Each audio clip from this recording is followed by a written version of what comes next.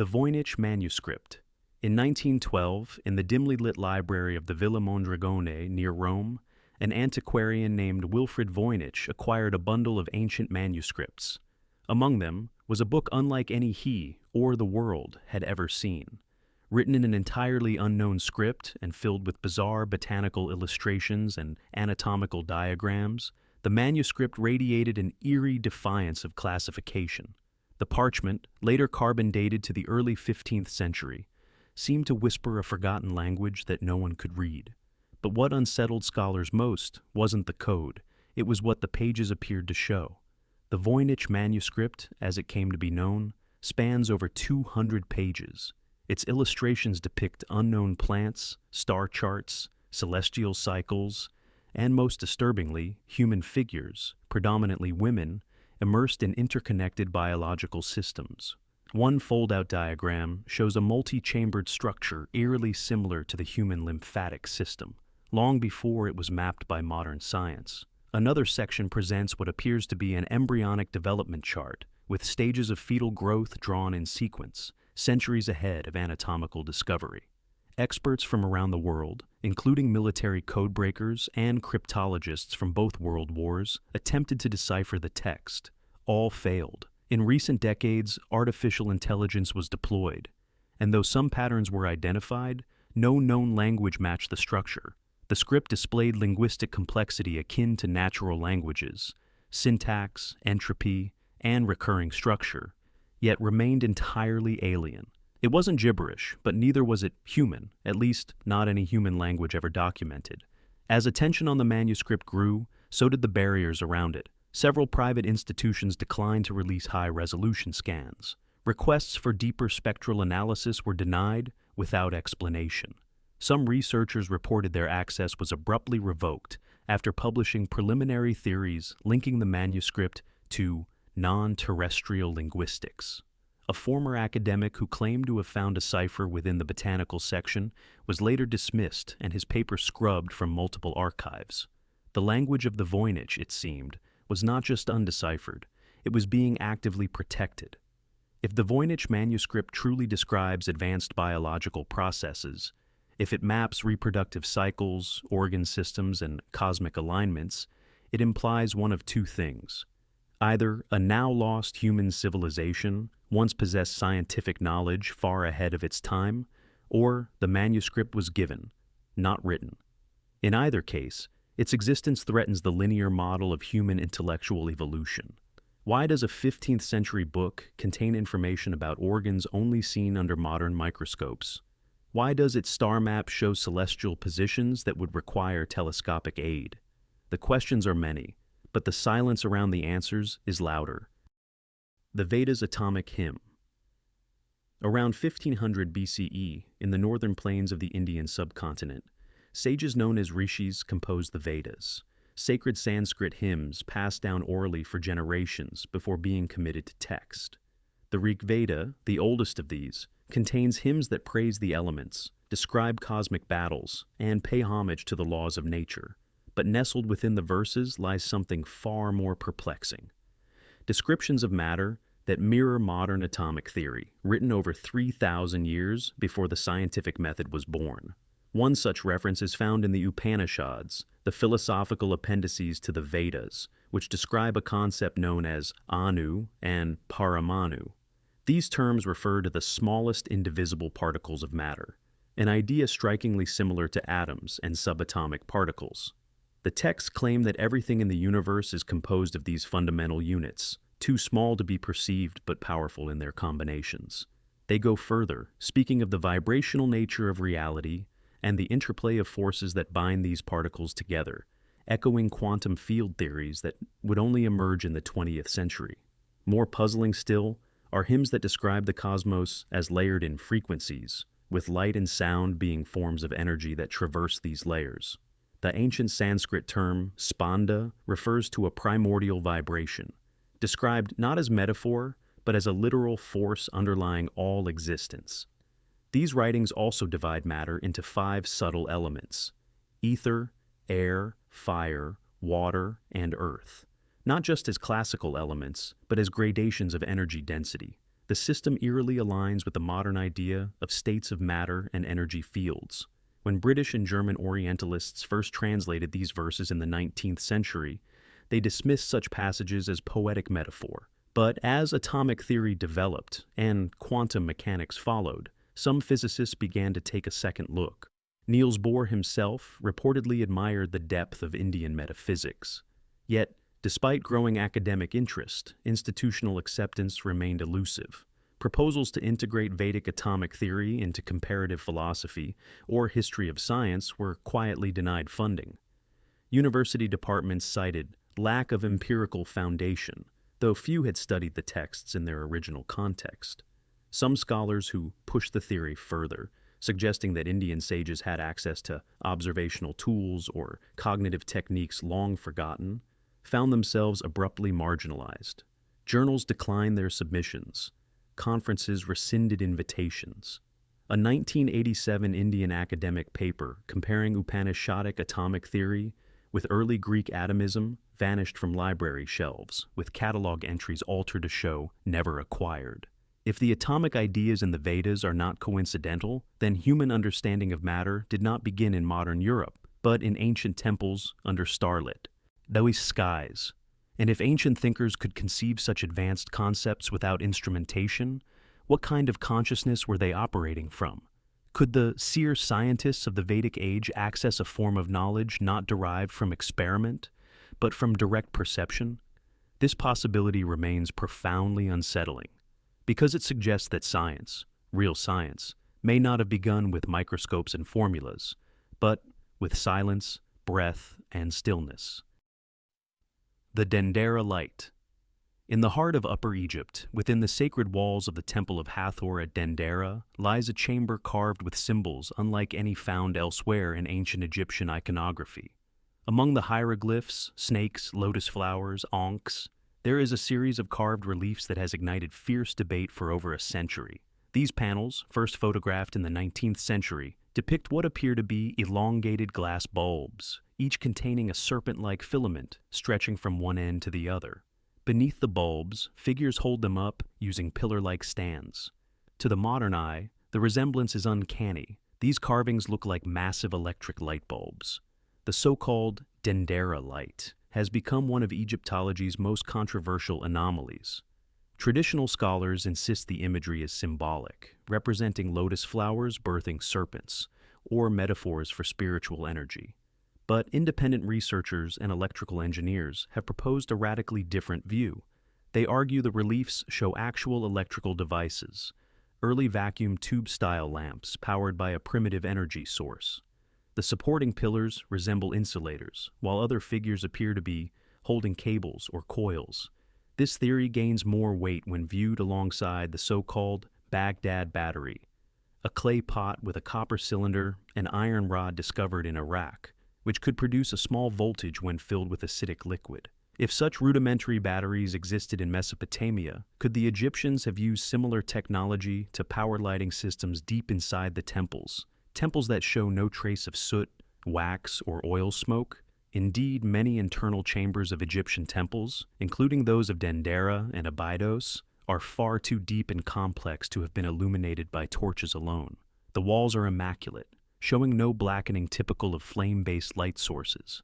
Engineers attempting to recreate temple lighting using mirrors or torches found the methods impractical, too dim, too smoky.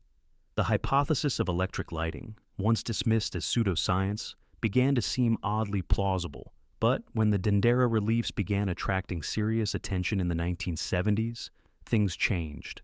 Access to the chamber was restricted. Certain photographs vanished from museum catalogs. A German documentary that filmed the interior in high detail was abruptly pulled from television rotation. Archaeologists who speculated publicly about lost Egyptian technology saw research grants dry up. The official line hardened. The reliefs were mythological, nothing more. Yet satellite imaging revealed faint linear patterns beneath the sands near Dendera, possible remnants of a grid-like infrastructure. Rumors emerged that a sealed chamber beneath the temple remains off-limits, even to Egyptian archaeologists. Whispers of ancient generators, copper coils, and even crystalline conductors persist, though no physical evidence has ever been disclosed. If the Dendera Light was indeed a real electrical device, it forces a dramatic reassessment of Egypt's technological capacity. It suggests that their understanding of energy may have included principles long lost or suppressed. It also raises an even deeper question. Why illuminate temple walls with images of gods and resurrection chambers? Who or what was that light meant to reveal? The Han Dynasty Propulsion Scroll.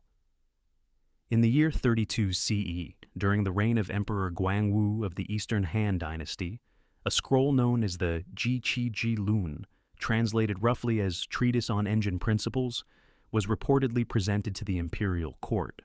The text, attributed to a reclusive inventor named Kong Shen, was said to describe a flying chariot powered not by animals or magic, but by wind captured and redirected through curved metal ducts.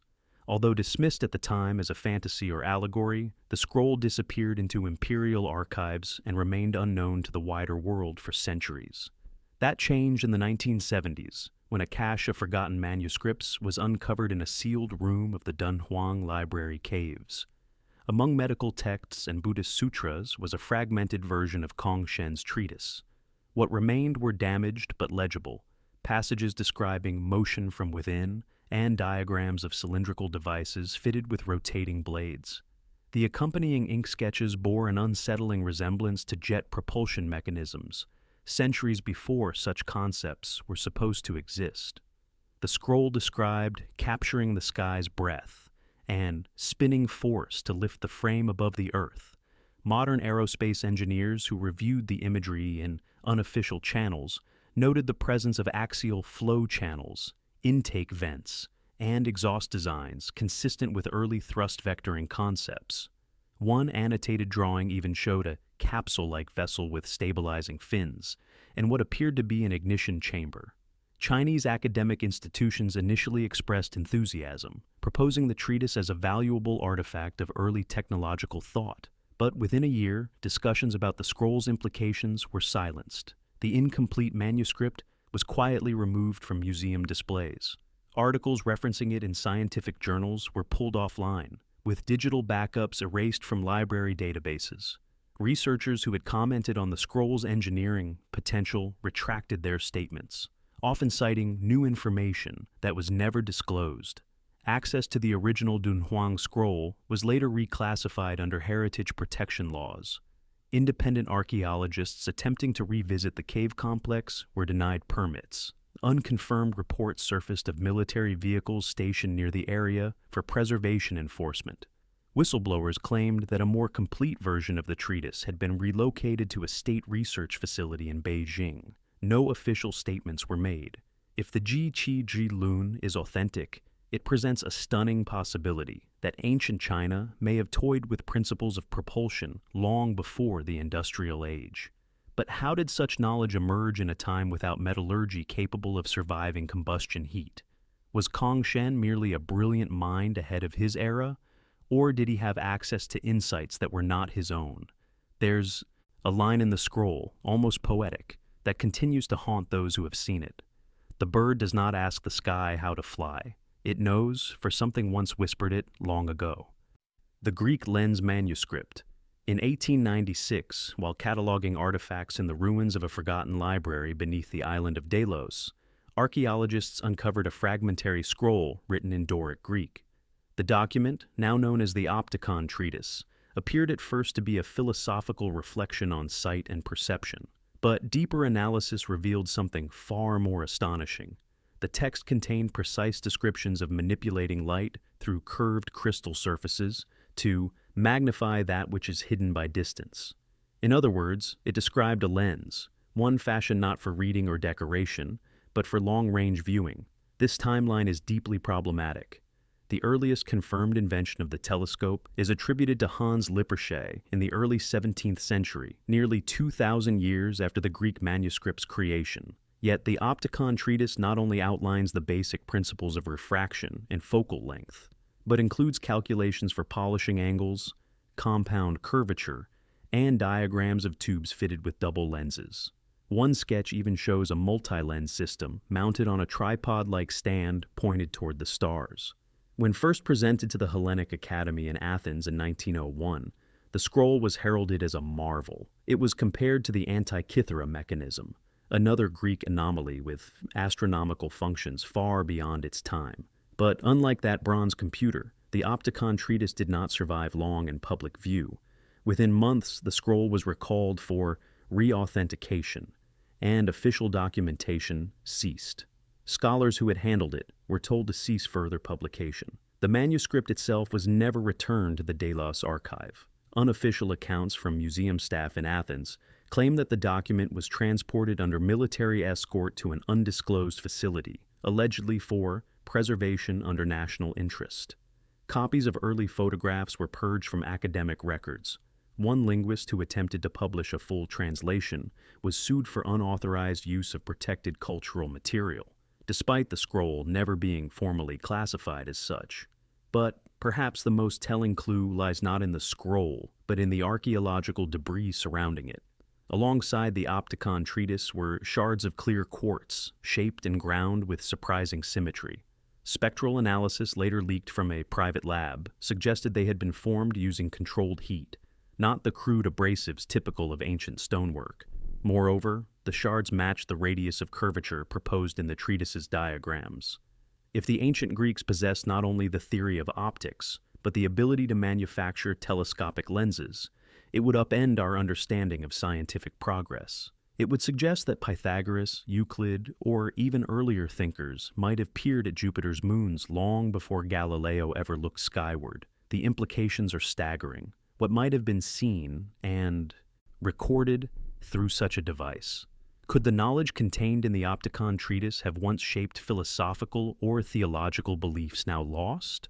Or perhaps the manuscript was a relic of something even older, passed down from a civilization whose instruments were carved not from ambition, but memory. Whatever the truth, one thing is certain. Someone did not want humanity to read too far into the stars, too soon. The Sumerian Sky Charts. In 1880, in the ruins of the ancient Sumerian city of Sippar, archaeologists unearthed a collection of cuneiform tablets buried beneath layers of ash and broken stone. Among them was a curious tablet that stood out from the rest, not for its size, but for the startling precision of its contents. Labeled by the team as Tablet K8A538, it featured a circular diagram divided into segments, peppered with celestial symbols and mathematical notations. When translated, it was revealed to be a star chart, a map of the night sky from the perspective of Earth. But something was wrong. The chart didn't match the skies of the ancient world. It matched our skies.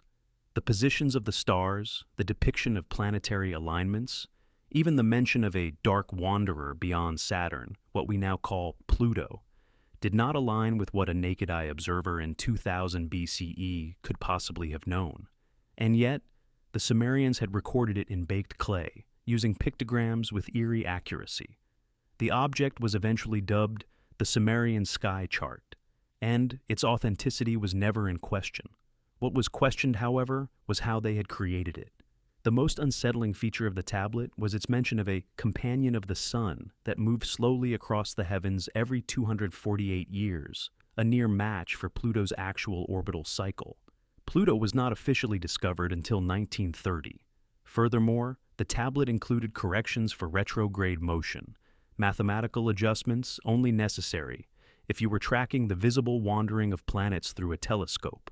But the Sumerians had no telescopes, no lenses, no known means of celestial magnification, or so we believed. Scholars initially dismissed the chart as ceremonial or symbolic, but pressure mounted when computational reconstructions proved the positions accurate for a specific date, June 29, 2024 BCE. This meant either the Sumerians had achieved an impossible level of astronomical knowledge through pure observation, or they had access to a tradition or technology lost to history. Then, inexplicably, access to the tablet was restricted. It was transferred from the British Museum's Mesopotamian collection to an off-site archive under the banner of preservation concerns. High-resolution images disappeared from their database. One researcher who attempted to recreate the chart using 3D modeling software received a cease and desist letter, citing unauthorized use of sensitive cultural data. Satellite surveys of the Sipar site were later halted under military orders. Local dig teams were replaced by anonymous contractors, and reports from nearby towns spoke of helicopters transporting sealed crates under heavy guard. If the Sumerian Sky Chart is legitimate, it suggests that ancient humans not only observed, but deeply understood the heavens. They mapped planetary cycles, recorded eclipses with minute precision, and perhaps even tracked objects far beyond visible range. How? The possibilities are few, and none of them sit comfortably within accepted history. One chilling hypothesis remains unspoken in scholarly circles, that the Sumerians didn't discover this knowledge, but were taught it. By who or what, no one dares to say aloud. The Book of Enoch's star maps. In 1773, Scottish explorer James Bruce returned from Ethiopia carrying 3 ancient manuscripts, among them a nearly complete copy of the Book of Enoch, a text long thought lost to history.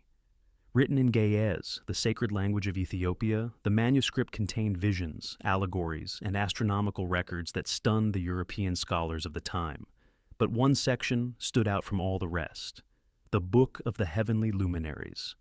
It described the movement of the sun, moon, stars, and winds, not as divine metaphors, but with uncanny precision. What Enoch described wasn't mythology, it was astronomy.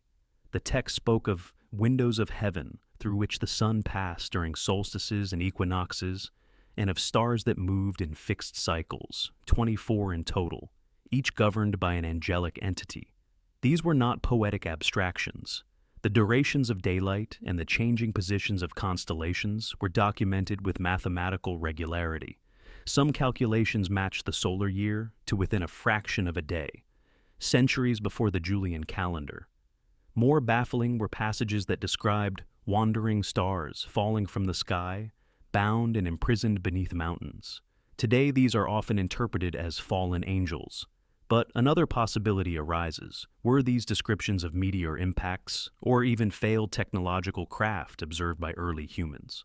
One passage describes a being who measured the vault of the heavens and taught men the signs of the earth and the secrets of the sun, phrases that have been linked to early geodesy and solar mechanics. The most disturbing parts of Enoch's text are his journeys through multiple heavens, layers of reality, each with different laws of time, space, and energy. In the 5th heaven, time passes differently. In the 7th, Enoch sees a blinding light he cannot describe. In modern terms, some have interpreted this as a multidimensional cosmology, a primitive yet strangely aligned concept with today's theories of wormholes and higher dimensional physics. When the text gained traction in European academic circles, something strange happened. Despite its early popularity among early Christian thinkers, the Book of Enoch was excluded from both the Jewish and Christian canons.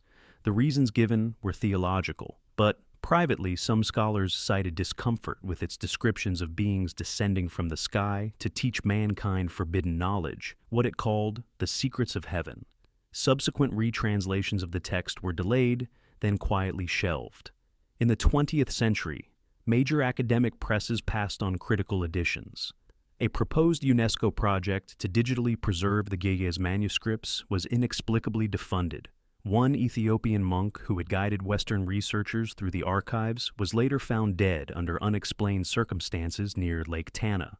Today, the Book of Enoch remains on the fringe of mainstream theology and science, acknowledged but never embraced. And yet, for those who read it carefully, it offers something far more dangerous than heresy. A map of the stars that hints at ancient contact, dimensional travel, or a memory humanity was never meant to keep. If Enoch was simply hallucinating, his visions are an astonishing coincidence. If he wasn't, then he walked among beings whose origins remain unknown, and whose knowledge reshaped the skies. The Tulli Papyrus. In the 1930s, while studying Egyptian antiquities in the Vatican Museum, Alberto Tulli, the museum's director of the Egyptian section, reportedly came across a curious papyrus in a Cairo antiquities shop. Lacking the funds to purchase it, he copied it by hand. That transcription, now known as the Tulli Papyrus, would later surface in academic circles and spark one of the most enduring controversies in Egyptology. Its content seemed implausible, if not impossible, a first-person account from the reign of Pharaoh Thutmose III, describing a circle of fire that appeared in the sky over Egypt. The original document, dated to around 1480 BCE, describes multiple fiery disks moving silently across the heavens. The text reads, "They were more numerous than anything. They shone in the sky more than the brightness of the sun and extended to the limits of the four supports of heaven." The account continues with the king ordering his scribes to record the phenomenon in the House of Life, Egypt's sacred archive. These objects reportedly remained visible for days, then rose higher in the sky and moved toward the south. To modernize, this was unmistakably a record of unidentified aerial phenomena. The account did not use the language of divine omens or symbolic visions. Instead, it was methodical, administrative, and unsettlingly clear. There was no interpretation offered, no allegory, just a factual report of an event that defied every known natural explanation. Skeptics immediately dismissed the document as a hoax or misinterpretation. After all, the original papyrus was never found, only Tulli's handwritten copy. However, handwriting experts confirmed the transcription was consistent with Tulli's known documents, and the language structure aligned with other official records from the same dynasty. Still, Egyptologists refused to endorse its authenticity. Requests to search the Vatican archives for the original were denied. Tulli himself passed away before he could publish a full analysis. Years later, Italian author and researcher Boris Darache-Viltz claimed to have discovered Tulli's notes and translations among his personal papers. But before any high-resolution scans or carbon analysis could be performed, the materials vanished during a private estate transfer. No institution has admitted to receiving them. Attempts to verify the papyrus through official channels continue to be stonewalled, with many Egyptologists labeling the entire episode unverifiable folklore.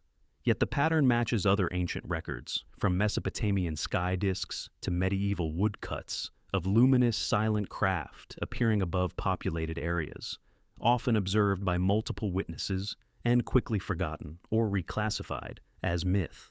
The difference here is that the Tulli Papyrus was a royal chronicle, not a folktale. It was meant to record truth, not inspire awe. If the papyrus is authentic, it stands as one of the earliest recorded sightings of a phenomenon that persists to this day. And if Thutmose III's scribes truly saw what they described, then we are forced to confront a chilling question. Who was watching Egypt at the height of its power, and why? The Mayan codices and DNA symbols. In the humid jungles of southern Mexico, buried beneath centuries of vine-choked stone, 3 surviving pre-Columbian manuscripts, the Dresden, Madrid, and Paris Codices, remain among the few surviving records of the ancient Mayas' advanced knowledge. These folding books, written on bark cloth and inscribed with hieroglyphic texts, have long been recognized for their astronomical precision. They chart eclipses, planetary alignments, and lunar cycles with a mathematical accuracy that continues to astonish modern scientists. But recent high-resolution scans revealed something far more controversial: visual patterns that bear a striking resemblance to modern representations of DNA. In several pages of the Dresden Codex, serpentine shapes spiral around central axes. These double helix-like figures are flanked by glyphs associated with life, rebirth, and the weaving of existence. Accompanying these images are depictions of divine beings using tools or threads to bind the strands together, scenes that eerily parallel modern depictions of genetic engineering or biological programming. In one panel, 2 figures hold what appears to be a coiled cord suspended between them, its loops perfectly mirroring the dimensions of a DNA turn when scaled proportionally. Skeptics argue these are symbolic metaphors, snakes, umbilical cords, or cosmological spirals. But when overlaid with molecular diagrams of nucleotides and base pair sequences, the resemblance becomes unsettling, especially when you consider the Maya also believed that human beings were written into creation, and that divine scribes composed the world using a sacred alphabet of energies and codes. Further complicating matters is the discovery of a mural at Bonampak, a major Mayan archaeological site. In one chamber, a wall painting shows a humanoid figure lying on a stone slab, surrounded by others manipulating beams of light or fluid strands emanating from his body. At first dismissed as ritualistic sacrifice, some now interpret it as a symbolic rendering of bodily modification, perhaps even healing or experimentation. Academic institutions have consistently resisted interpretations that connect Mayan art with molecular biology. Proposals to conduct comparative studies between codex imagery and genetic structures have been rejected as pseudoscientific. Museums housing the codices have limited digital access to high-resolution imagery.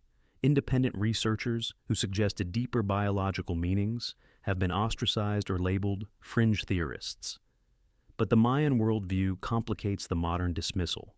To them, existence was interwoven with vibration, frequency, and sacred geometry.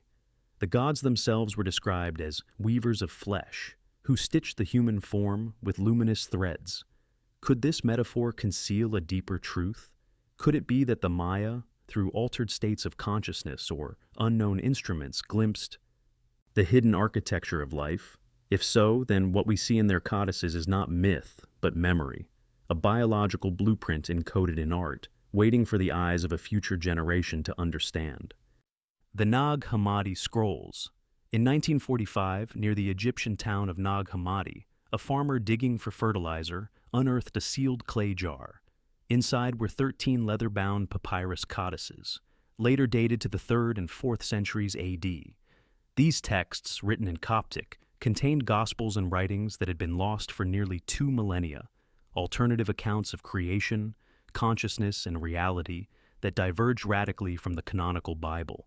Among them were cryptic descriptions of entities known as archons, reality manipulation, and a concept that has since become disturbingly relevant: the illusion of the world. One document in particular, the Apocryphon of John, offers an unsettling narrative. It describes a false god, an imposter creator, who fabricates the material world not out of benevolence, but to trap consciousness.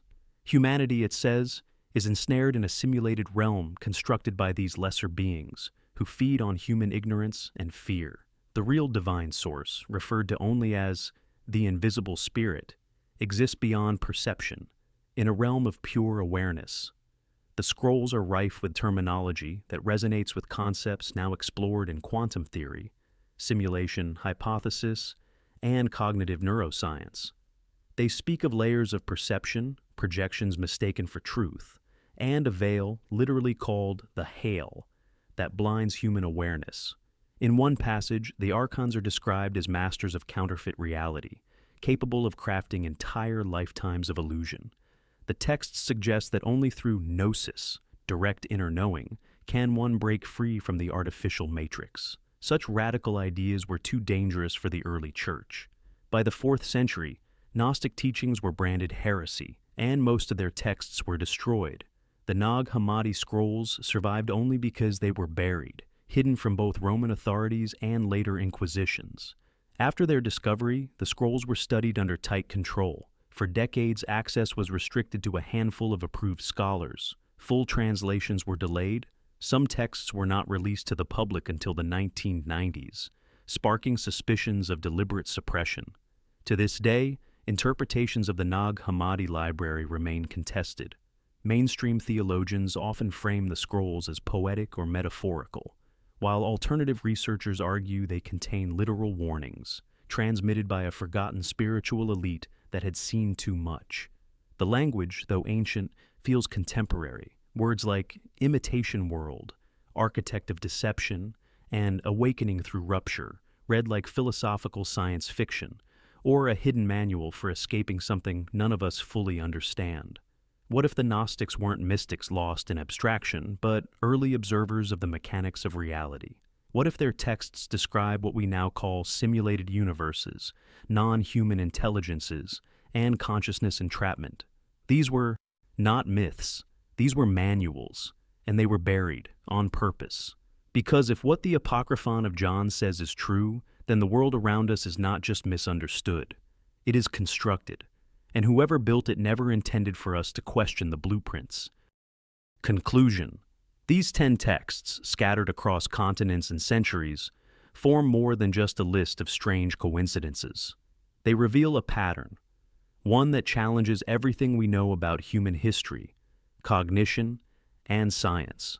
From Sumerian tablets predicting planetary orbits to scrolls that whisper of synthetic realities, each manuscript contains fragments of a larger narrative, one that has been erased, hidden, or denied. This is not a story of random anomalies. It is the architecture of forgotten knowledge. Each document, whether etched in stone, scrawled in papyrus, or folded into sacred codices, reveals advanced understanding where none should exist.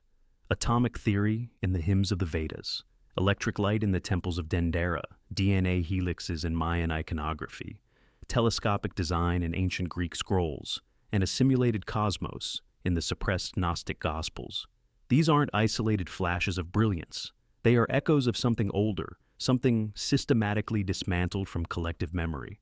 And the response? Silence, restrictions, reclassifications, academic exile. The moment a manuscript hints at pre-modern advanced knowledge, it vanishes from public access, or is redefined into metaphor. Museums lock drawers, universities retract funding, translations stall, the hand that holds the eraser moves swiftly and without name. If these texts are true, we've lost more than stories. We've lost possibility. Possibility that ancient civilizations once harnessed clean energy, decoded biological structures, or glimpsed the edges of dimensional space. Possibility that humanity is not the first nor the only to ask dangerous questions about the nature of reality. Each text hidden is a timeline diverted. Each idea silenced is a future that might have been, and yet pieces remain, buried under desert sands, trapped in monastery walls, etched in symbols no one can fully translate. They are not waiting to be understood, they are waiting to be remembered. Because perhaps the real threat isn't that these ancient manuscripts contain lies. It's that they contain too much truth.